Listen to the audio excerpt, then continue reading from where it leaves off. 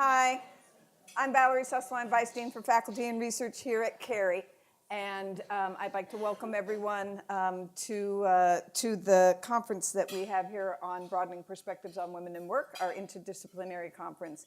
And it is my great pleasure to start out by introducing our speaker, who's Bridget van Kralingen.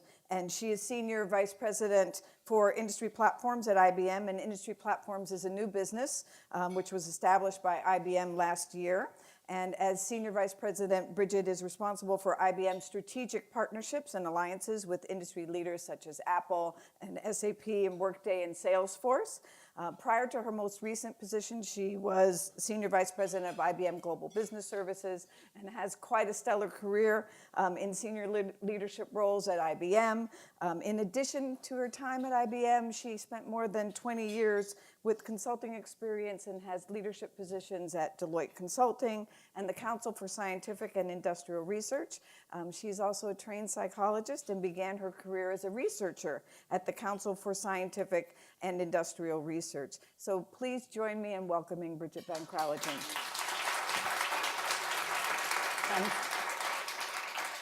Thank you, Valerie, and it's so great to be here. And I said to Bernie that if you wanted to inspire business leaders of the future, there couldn't be a more lofty perch from which to do it. So hopefully you're all feeling inspired as you go through this conference. So what I thought I'd do today is I'll talk for about 15 minutes and we'll have some Q&A. And I'm thinking about what you've been doing the last couple of days and some of the conversations you've been having. I thought I'd reflect on really three aspects of what I've observed in my career and my life in business, and give you a couple of reflections. So the one aspect I thought I'd touch on was, can you hear me at the back, by the way? You can hear me clearly, good. The one aspect was around young career professionals, and many of you are teachers, and the world I think they're going to go into and how I see the business demands unfolding for them as they go through their careers. So what as teachers would I ask you to think about? And then IBM, as many of you know, we have been going through a massive transformation of our company.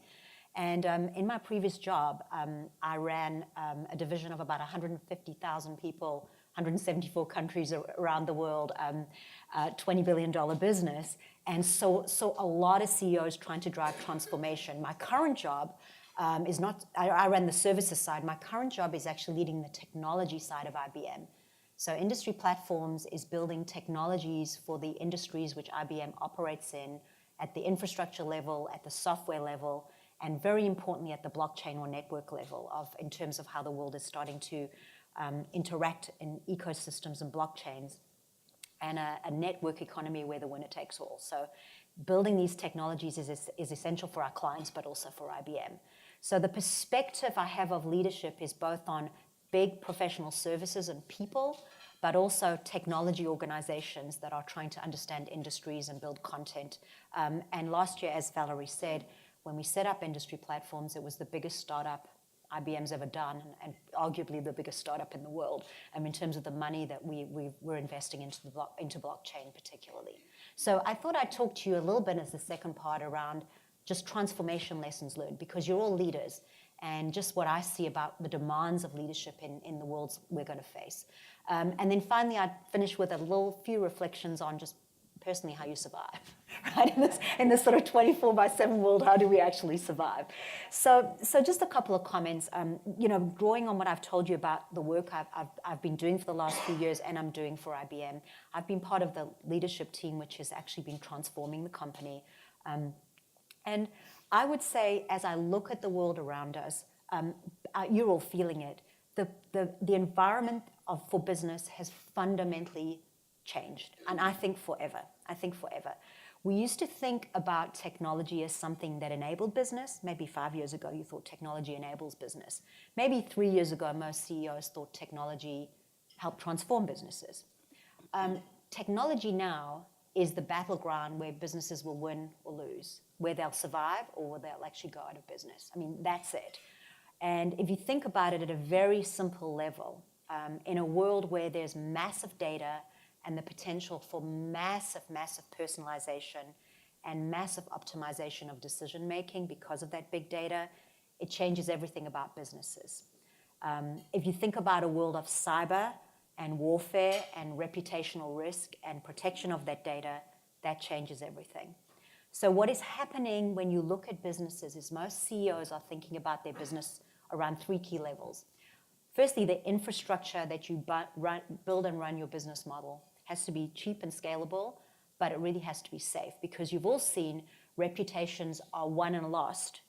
You've all seen what's happened with Equifax recently on, do you have a secure base to run your business on, right? And your business is more and more going to be big data that you'll be using. So secure, but very, very safe, trustworthy infrastructure. The second thing is around business process, workflow. And really, if you look at, I'll use financial services, one of my favorite examples. There's a massive challenge for returns. There's a disruption of incumbents by fintechs or big technology companies that have massive knowledge of your customer. So if you're an incumbent company, you're sitting there and saying, how do I take cost out of my core back office processes so I can invest in customer journeys and customer experience that can actually beat someone who's probably got more data than me. And so this balance for a CEO or for a company to run efficient, trusted back office whilst investing massively in personalizing the front office is going to be the holy grail for most CEOs as they grapple with business models. So you're looking at a world where all of us are going to be saying, we've got to do efficiency on one side and massive innovation for amazing personalization and customer experience on the other. And I think we've seen businesses that do that really win. And then the third thing is the network economy, which is, okay, so that goes for your processes and your customer service, but most businesses are in networks. And networks can be changed fundamentally by technologies like blockchain. So big data, artificial intelligence, cognitive and cloud change process, but blockchain, for those of you that think about cryptocurrency, blockchain can be far more. But blockchain is an immutable, time-stamped, real-time, multi-party ledger or workflow. And so you can think about how that could influence from the world of trading to cross-border payments. If you think about small and medium business trade finance, which today takes 8 weeks, could be done in seconds. Food safety, which kills about 100,000 people a year. Instead of taking, the best in class today is Walmart. It takes them 6 days and 18 hours to track down a food safety incident and locate it and withdraw the product. On the blockchain we've built with them and P&G and Unilever and a bunch of partners, it takes 2 seconds. So blockchain can totally take friction out of networks, and it's just starting. It's just starting. About 57% of companies in the world, now large companies, are moving from experimenting to really thinking about what's the network I can convene or be part of that will change the way work flows between organizations. All right, so I think that's the world, right? As a CEO, you're saying, secure digital infrastructure, how do I use data and artificial intelligence to make better customer experience and cheaper process, and how will I play in the network economy? Because you've seen the profit models, and you know this as academics in the business school. In network businesses, it is winner takes all or winner takes most. So in the traditional businesses, the traditional consumer or retail businesses, the top 3 players would typically take 20 to 30% of an industry's profit. In a network business, it's more like 60 or 70% taken by the top 3 players. So it is a tougher world. It's a more exciting world and a tougher world. So that's the world your students are going to enter, I think. And I'm going to then pull this to, okay, so what does that mean for how we think about women and women in their early careers? And I will give you a couple of thoughts, because I think women have a number of advantages and then they have a number of challenges in their early careers to think about. So the first advantage in this is that if you think about what's happening in the world, that intense demand for personalization is going to be something that every business faces. And so what that means is the ability to have empathy, to understand and walk in the shoes and be in the shoes of your consumer, and to design experiences that represent a life experience or a life event versus a transactional flow are absolutely critical. And to do those things involves, I think, some core skills that women naturally have, right? So I think that the ability of your students to think about themselves as designing business analytically, which is a hard-edged thing, understanding markets, understanding segments, designing business, but making it empathic and aesthetically appealing and a great experience, that will be the skill of the future. And that is a very hybrid skill. That is a hard skill and a soft skill. It's a very androgynous skill. And I would argue with you that I think the empathic skill is harder to learn than the analytical skill. And so I would actually argue with you, or to you, that women have a huge edge in this design and analytics world that is on us right now and will continue in the future, because people will demand more and more beauty and personalization. Karen will talk in a while, but honestly, a lot of that is compliments of Apple, right? This sort of design errors amongst us because of that. The second area I would say that women have a huge advantage is around connectivity. So we are going to be in a world where our students today, your kids, my kids, your sisters, brothers, have this desire for this level of personalization. But they're in a world which is much tougher and harder for them. It's tougher and harder because it's competitive, and it's also tougher and harder for them in the social media. You are known, you are present, you are out there, but intimacy is harder. Intimacy is harder. You are connected by a group of peers who judge you and evaluate you.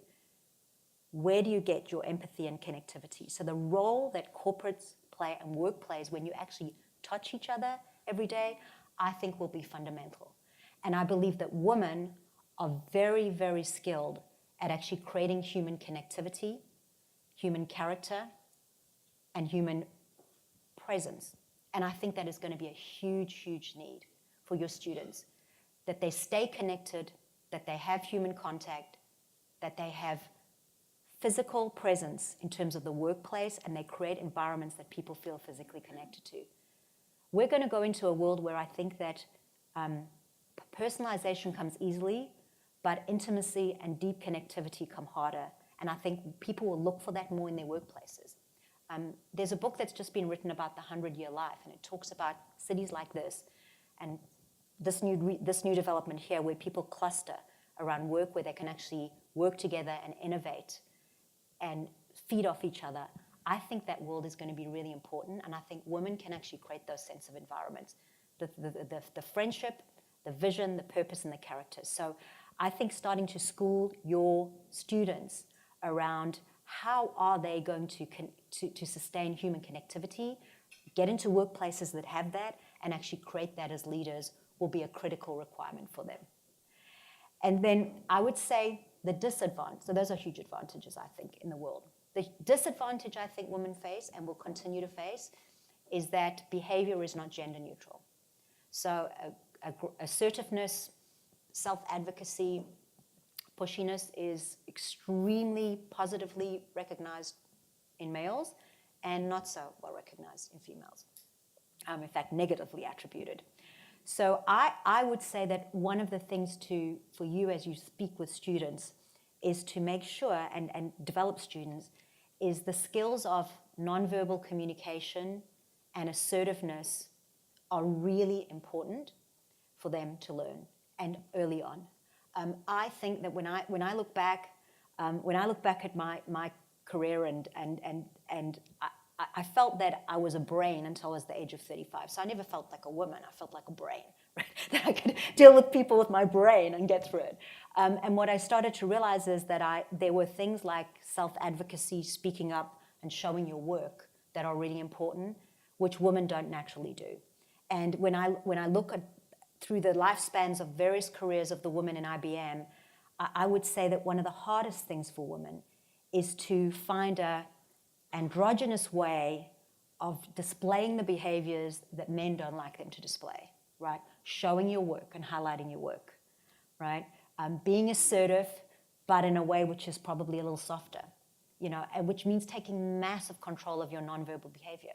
It means always staying really calm and sounding very nice. And people say about me at work that I have velvet stilettos, that I can sort of stamp on them, and it actually feels good even though being stamped on, right? And so to use, so as much as you can teach them to speak up, but say it in an extremely calm, focused, relaxed way, women will prevail.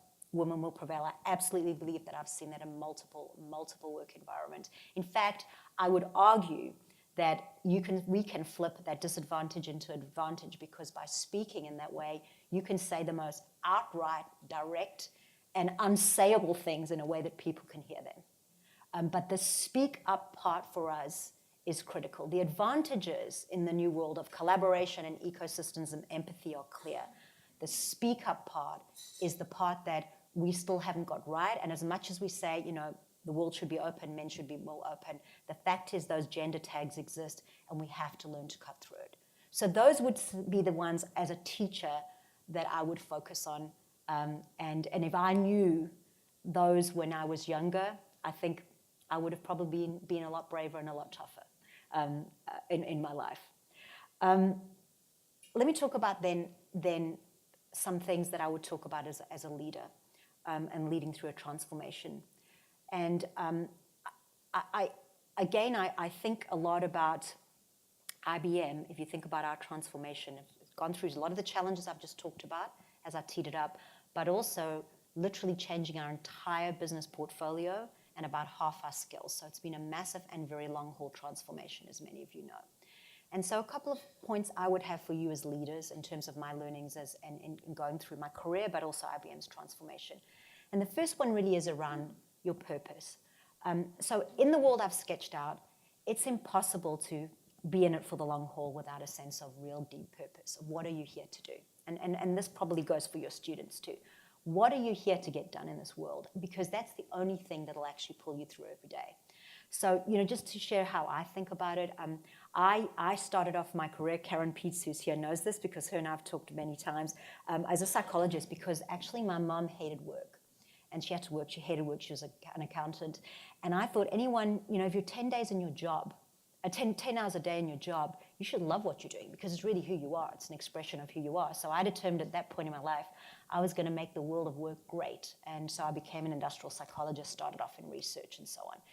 And when I went through the various twists and turns of becoming a strategy consultant at one point and running technology businesses at another, and joining IBM and starting to run a huge company and now running this massive technology business for IBM, each time what I've come to realize is the skills and requirements are different, but the underlying purpose around making the world of work better is always what's drawn me, and it's really what IBM stands for. IBM stands for helping our clients work better, produce better, and their people and their customers be in a better place.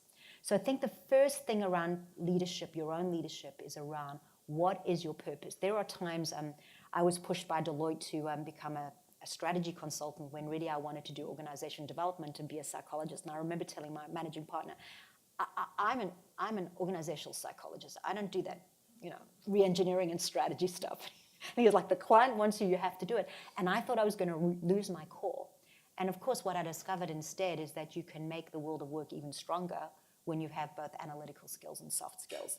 So I think really coming into touch with what is your purpose and then being completely relaxed about taking leaps and chops and changes with it is very important as a leader, because the world will change so much. You're going to have to tack and turn your organization, and you should be free to change everything except its purpose and its core. You can give up everything else, right? But that to me absolutely prevails. The second thing I think around just leadership in this period of time is that the point about execution and excellence at speed is so key. If you think about the battleground I stretched out, being able to execute quickly is key. And that is very different from execution in the past. And again, if I think about what I've learned, when as women, we're often asked about operational discipline, right? It's the one thing that as a woman, you'll often get pushed on.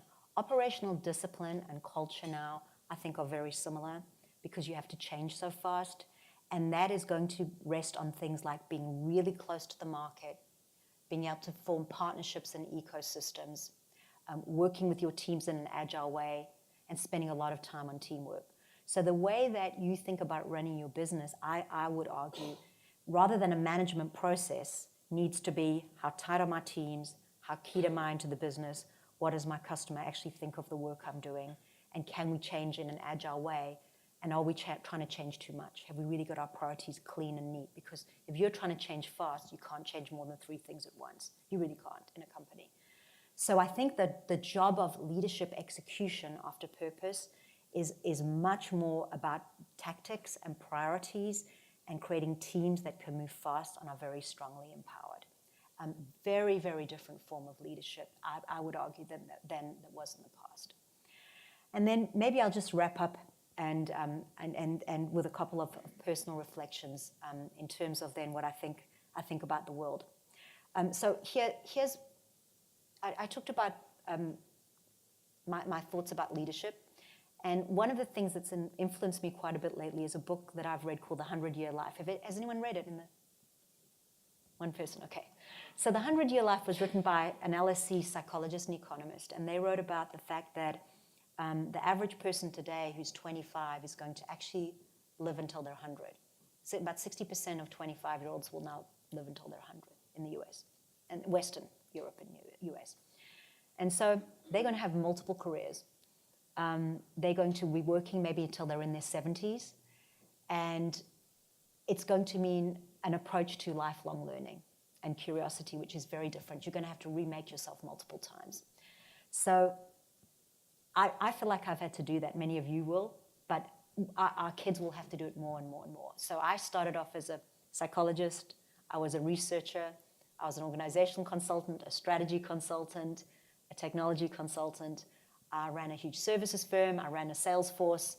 I run a nascent technology like blockchain, which is more research, and then a software company really is what I'm doing now. All of those, we remake ourselves and we relearn. And this whole point about curiosity and learning and being unafraid to jump in, I think is absolutely critical to all of us in surviving and thriving. And when I think about how I've been able to do that at times when I felt really overwhelmed or really that I won't be able to do it, the one thing I would say is the more you do it, the better you get at it. The more you actually try it, the more your confidence builds up to restart and to try something new. And I would encourage you, I found in my life, that actually thinking it's not mastery that counts, but it's actually having the potential for mastery, having the desire to try it out and try again and try something new. So I would encourage you to think about your own learning potential, curiosity, and growth every day. Every single day, am I learning and am I changing? The second thing is it is a long haul. It is a long haul. And the idea that you are going to be able to do it in just sprinting is not right. And I again, if I look at my own life, when I was in my 20s, I was probably hyper. When I was in my 30s, I was exhausted because I was raising little kids and sleep deprived. And I had a very strong personal experience being, right in the World Financial Center in 9/11 and not knowing if I was going to make it home to my, 1-year-old that evening. That made me think life is for living. And I was lucky that I had that when I was, in my early 30s. I work with many people who have not seen that. They are on such a treadmill. They're on such a treadmill. And I think it's really important as individuals and as women that we stand back and tell ourselves, the treadmill is not all that life is. And in fact, when we get off the treadmill, we come to work stronger and more in control every day. And so I've been, I've worked with many, many leaders and many mentors who have taught me that. And what I've found is those that are truly in control, truly strategic, truly thoughtful, and truly empowering are people that oscillate, that actually really take time out, stand back and reflect, and then come back in. And I started to try and put that into practice after 9/11. I wasn't successful. I started yoga, I started running, that was a bit, but I would so I'd do something, 4 times a week, and I thought that was oscillation. What I've been learning recently is to do it daily and in the course of your day, to take a walk, to stand back, to go and sit in the bathroom and close your eyes and meditate for a minute. I mean, it sounds really hokey, but it gives you so much cognitive energy, and the world requires that from you. It requires focus. So I would think for yourself about, if you're there for the long haul, what is your oscillation strategy to refresh and renew? Because this hyper intense world demands a lot of concentration, and it's going to force you into always on, but if you're always on, you're not going to give it the focus. So there's this paradox we're stuck in, and you will have to learn to control that. And then the final thing I would say and probably figures from this is all of you have a ton of energy, and again, the hyper always on world, I think it demands both energy and calmness. It demands stillness. It does demand that you step back and reflect before jumping and reacting. I think we're in a world now that forces a lot of reactivity and reacting. And I would say at a personal level, as I've got older and experienced more and more leadership roles that are changed, I find just taking that step back, pausing a minute before I react, and not reacting to everything is really important. Again, it's a paradox. The faster the world is, the more important it is, I think, to not react to everything. So those are my personal lessons learned as I've gone through my career, and I think are really important for us as women take control and lead more and more in this world. So I'll stop there. Thank you very much.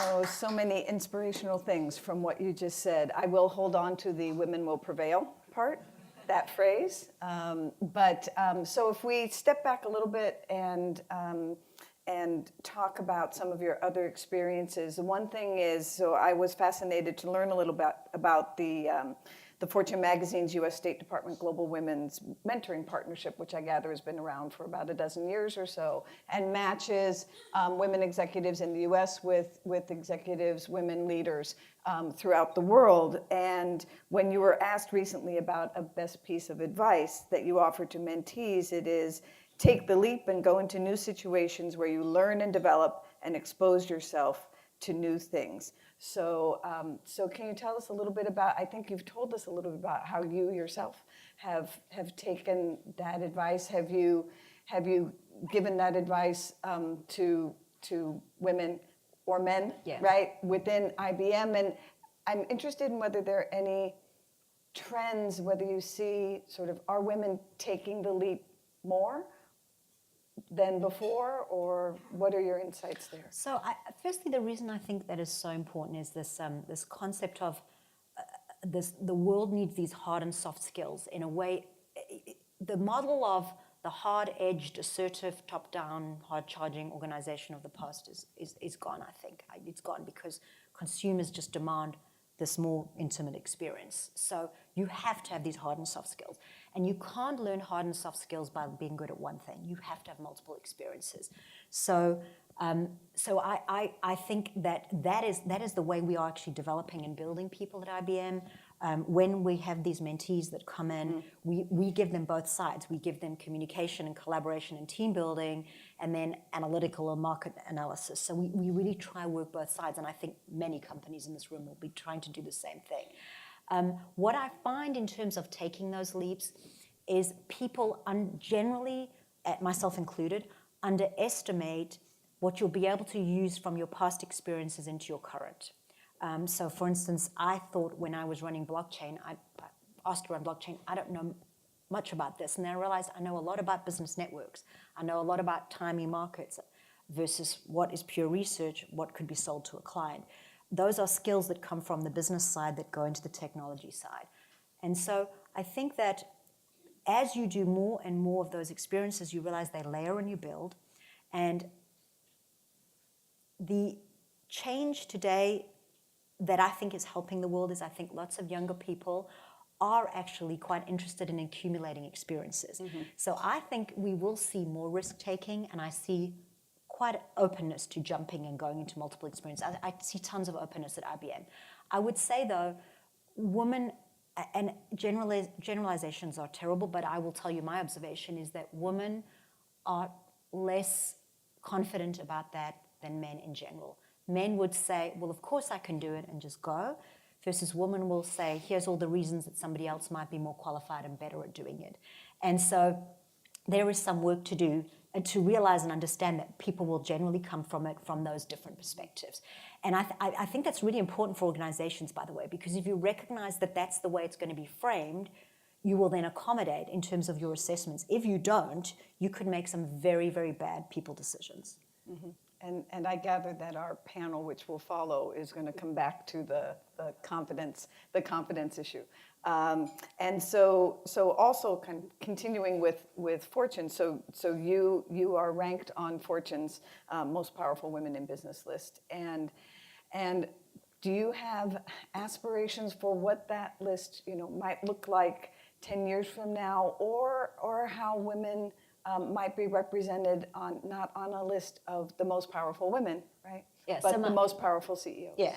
So that the clear aspiration would be, there doesn't need to be that list, right? There doesn't need to be that list. But I will tell you that if I look at the women CEOs and the women on that list, most of them would say, I'm not on that list because I'm a woman. I didn't get there because I'm a woman. And, if you asked Mary Barra or Ginny or Indra Nooyi, right, they would say, I didn't feel it. Most of them would actually say, I felt recognized as an individual and competent in my own right and very encouraged. IBM has always supported gender equality. 10 years before the Equal Opportunity Act came out, Thomas Watson was already promoting and paying women and African Americans at, exactly the same rate. So that has been in our bones. That being said, each and every one of them, as they've moved into these roles, I think have realized that it's really important to be visible for other women.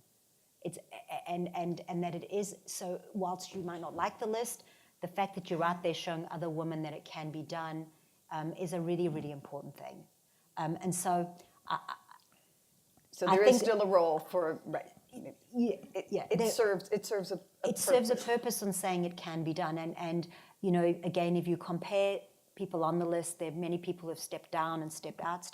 Things like stepping out and stepping back in your career, raising children, being able to be extremely feminine, well dressed, whatever the case is, wear makeup but still make it in a man's world.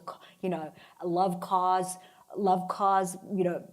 Mary Barra is a great example. She loves cars, and she's the most feminine-looking person in the world, and she can hold both those two thoughts. She's focused on safety and culture at GM, but also been very hard-charging. So I think actually having those people out there is important for now, but the ideal would be no list. Right. So one thing also, so we talk a lot here at the business school about our degree programs and the sort of quantitative and analytical side, and also the STEM side of those programs. So more women are assuming roles in industries such as tech and energy and defense, and and have achievements in STEM. And what can be done to further those efforts? And I would also personalize a little bit to the business schools. Like, what role, or do business schools have a role in sort of fostering sort of more women leaders in STEM fields? Yeah. So Valerie, it's something that we are extremely focused on at IBM, and I do believe that we need to be focused broadly in the business schools, and because those roles are what the world's going to run on. So I think they're going to end up becoming so pervasive that most jobs will have a technology component. If you thought about the profession of marketing used to be liaising with the advertising campaign and managing brand. Now it's about digital and analytics for cross-selling. It's about planting ads, around the world in social media, and it requires an understanding of technology. So I think that we are fast approaching a world where technology will be as fundamental as doing English. And people will need to know some basics about it. The other thing is there are new disciplines like data science, like artificial intelligence, which is all about natural language programming or working with voice, etc., that will become more and more pervasive as this world starts to run on them. So my hope is that this business schools and universities will have this hybrid set of skills. And I know Stanford has this great degree where they blend human sciences and technology, and I think that kind of education really is the path for the future. And again, I would say in IBM, we're working really hard to build this hybrid set of skills. I call it bubbles and boxes, right? Hard and soft, right? It is the world will need that. Okay, So there was so one more question, and then we'll be opening it up. So there was talk this morning at in the academic conference session a little bit about mentorship and having a mentor, having a champion, and I was wondering if there's all of us, for anyone who's in any organization or students who have clubs and are developing as leaders themselves, think about mentoring, and mentorship programs, and whether they succeed or fail, and is there something an infrastructure or something that you have had success with, or you and Ginny Rometty have had success with at IBM to help develop women? Yeah. So maybe a couple of thoughts on that. I think that all of us in this room will have had great mentors, and the way we think about this in IBM is that you should have multiple mentors, and you should have mentors for different things, right? You might have somebody who actually helps you be more assertive and better at communication, and someone who's helping you with market analytics. So we've tried to take a view in IBM, and I personally do this, around thinking about mentors as a broad group of people that you can draw from and also give back to. Mm-hmm. That's very different from sponsors, right? A mentor who could teach you and teaches you is different from someone who will go out on the line for you. And I think sponsors tend to be fewer than mentors, and I think you need to be really clear who's a mentor and who's a sponsor for you, right? And who you ask, and that's really important. And I think women need sponsors as much as mentors. And so in IBM, we have really tried to help women to think about both those sets of groups.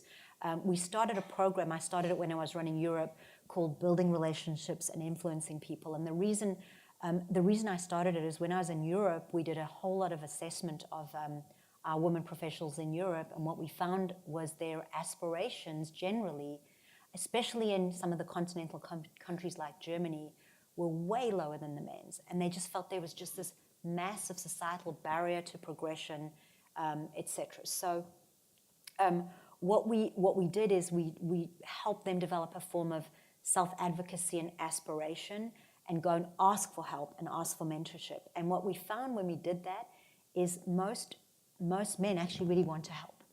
So we found in IBM that we've had this tremendous phenomenon of male mentors helping and sponsors helping pull women up in the organization. But a lot of it also came from women asking for help, mm-hmm. And making sure they asked for help. So we really thought it was much of a two-way thing. Okay. Thank you. So let's open it up to questions. If you can raise your hand, and we have microphones that will come around, and if you can let everyone know who you are as you start asking. The flood begins. There we go. Karen. Bridget, you have a well-known female CEO. What would you say are the positive? You have a well-known female CEO of IBM currently. What would you say are the positive kind of spillover effects of having Ginny at the top of the organization? Well, there are many of those, and I think that the first and foremost is, Ginny is a phenomenal leader, and that's gender neutral, and she took a very clear-eyed view of the organization and launched on a massive transformation of the portfolio, which it needed. So the courage to call it and the resilience to drive it through have been absolutely key. Again, not specific to Ginny, but the tremendous ability to connect to the clients and connect to the markets, but also plumb into the organization, and that ability to be very connected, but also extremely operational, I think have been very strongly role modeled. I think that IBM, if you looked at IBM 5 years ago or 6 years ago, again, going back to some of our strategic partnerships, we had partnerships that were more, we used those partnerships as a channel, or we might sell somebody else's software, versus deeply integrated partnerships where we were deeply committed to an ecosystem. And that recognition of a more contemporary ecosystem approach, I believe has, comes partly from the mindset that she has brought, which is we need to collaborate. IBM needs to collaborate with the world and be open to the world versus Big Blue. And so, again, I'm not sure that that's agenda specific, but she recognized the need for openness, and we're far more informal. She's also recognized the need for agility and being much more agile in the way we work. And then, not last but not least, women can do anything in IBM. There is no thought that women can't do anything. So, as an example, the blockchain group that I lead, Marie Week, who runs it, the couple of people under her, offerings development, ecosystems, are women. And our blockchain is 100% over our next nearest competitor in terms of the recognition of both technology and business lead in the marketplace. And it's a woman-run startup. So, there's a sense in IBM that you can do anything as a woman. But it's an ongoing battle, right? If we didn't focus on it, we'd go backwards in a second.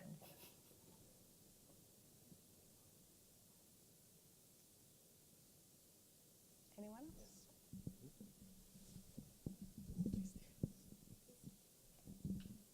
Sorry, I was just told to stand up. So hi, my name's Shelby. I'm Hi. a full-time MBA student, and Caroline and I are actually presidents of a Women in Business club on campus at Cary. And so I have quite a few questions, but I have one main question that I'd like to know. And something that we know is that as you look at more senior and executive leadership roles, even today, women are still underrepresented. So what would you say is kind of one of the main obstacles that you see as women rise into these senior leadership and executive roles? And what strategies have you taken to kind of overcome these obstacles? Yeah. So I think that there's so many obstacles. I'm just thinking about where to start that answer. Kind of. I think that the key factor that we have to deal with, there are two key factors in the world. And again, you've been talking about this for the last two days, right? One is bias, conscious or unconscious. And then the second is people limiting their aspirations. So, you've all learned the statistic that as people leave school or college, their ambition is the same, and then it tends to reduce over time. So the two things is to keep ambition up and then keep bias down, right? So to keep ambition up, what we really have focused on in IBM, and again, this is why I focus so much on, you can do anything, you can learn anything, you have learning potential, is to recognize people really early on and to see them and to tell them about their potential. So invisibility is the worst thing, right? So and that to me is a corporate culture thing, is that if you create a culture that gives feedback, that actually encourages people to learn and grow and develop, that sees people, both male and female, but especially female, you will keep that aspiration level higher, right? If you also encourage many development experiences and there's no regrets for having them, you will keep that aspiration level high. The more you can give people a sense of I can grow and change in the culture, the more I think you keep the aspiration level higher. And it's more important for women, I think, because they have more challenges along the way with the various demands on their time that they face. On the bias side, that with all the work, and we've done a lot of training in IBM on unconscious bias and in groups and out groups, it still exists. We still know, when we look at what we call 5-minute drills, when we're picking people, we still know that men will be talked about in terms of their potential and women will be talked about more in terms of what they've done in the past. We know that if women self-advocate, women are less likely to show their work. This is a huge issue. I even grapple with this myself. I don't like to show off my work. I feel like I'm bragging. It really is agenda prescribed. So we try and encourage that we see women's work, or women get a chance to show their work in a team context and so on. That's one form of bias. Making sure we're talking about performance and potential with both genders. Doing the sensitivity training, we have targets. We absolutely have gender targets, and I totally believe in gender targets at various levels of executive. And then very importantly, I think having women do the hard roles. The line roles. Line roles are really important to do. The big heavy turnaround roles, the big heavy technology roles, pushing women into those roles. Those are all things that actually help, I think, turn it around. At the end of the day, it's interesting. I'm on a board, the Royal Bank of Canada, When I started on the board, there were a couple of women, and then now 5. The whole climate changes when you get that balance. So the stakes are really positive. The stakes are really positive if you get it right.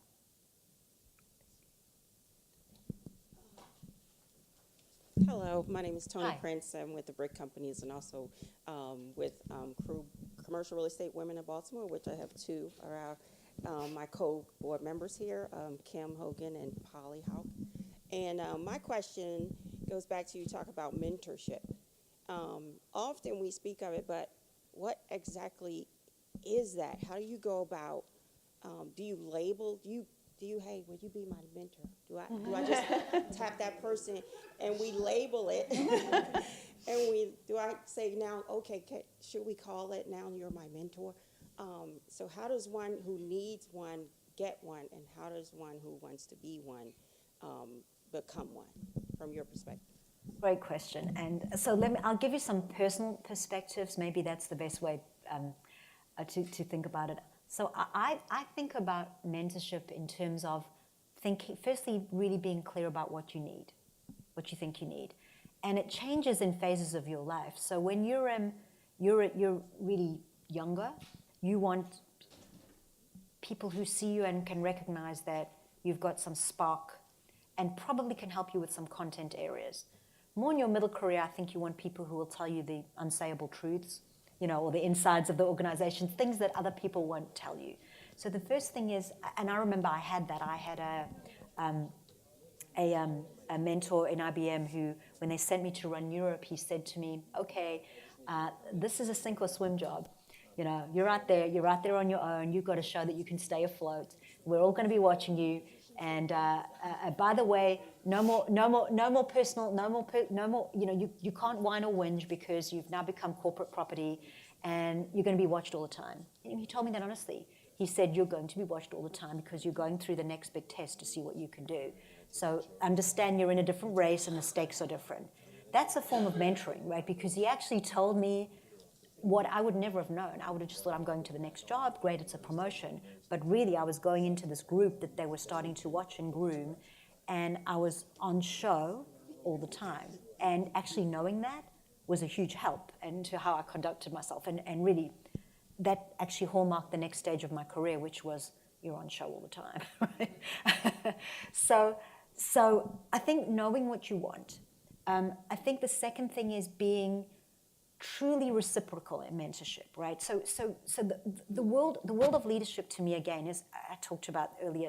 It's so much less about process and top down, and so much more about being an authentic human being who's trying to do the right thing.